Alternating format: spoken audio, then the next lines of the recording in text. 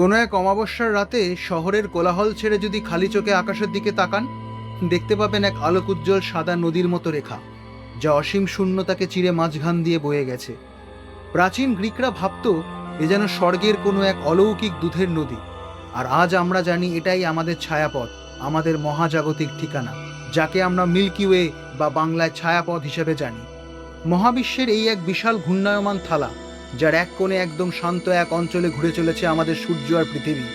কিন্তু পুরো milky way কতটা বিশাল জানেন?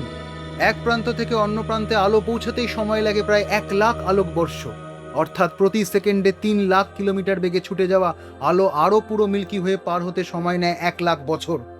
আর এই সুবিশাল গ্যালাক্সিতে বাস করে 100 থেকে 400 কোটিরও বেশি নক্ষত্র।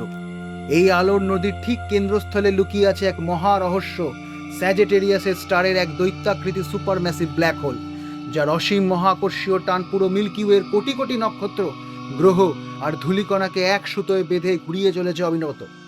যেন কোনো দক্ষ কারিগর এক অদৃশ্য লাটিম ঘুরিয়ে চলেছে অনন্ত শূন্যতায়।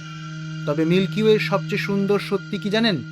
আমাদের শরীরের প্রতিটি পরমাণু, রক্তের লোহা থেকে হাড়ের ক্যালসিয়াম, সবই কিন্তু শত কোটি বছর আগে মিল্কি ওয়ের কোনো নক্ষত্রের পেটে তৈরি হয়েছিল।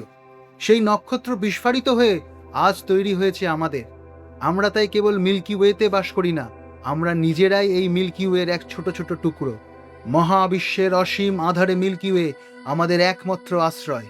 আকাশের দিকে তাকিয়ে সেই আলোর নদী দেখলে মনে পড়ে যায় এই বিশালতায় আমরা কত ক্ষুদ্র, অথচ কত অদ্ভুত এক সৌন্দর্যের অংশ হতে চলেছি।